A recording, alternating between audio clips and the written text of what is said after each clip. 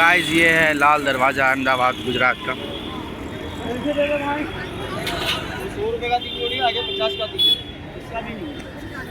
तो गाइस यहाँ पे मोल भाव करना पड़ता है, नहीं तो आप लोग को खरीद लिया जाएगा।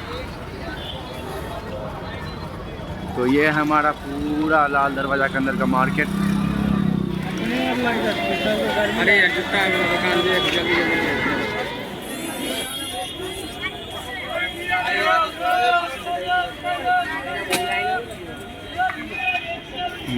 चलो गरियाम, चलो गरियाम, चलो गरियाम।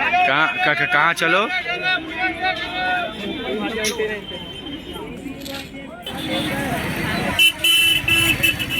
जूता ले रहे हैं। बाकी ये पूरा लाल दरवाज़ा है दोस्तों, देख रहे हैं कितना बड़ा, और यहाँ सबसे सस्ता रेट में कपड़ा मिलता है।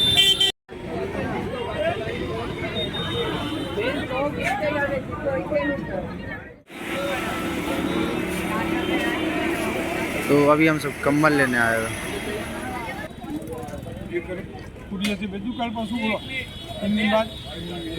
मैं आऊँगा अगले सप्ताह। हम सब बैठ चुके हैं।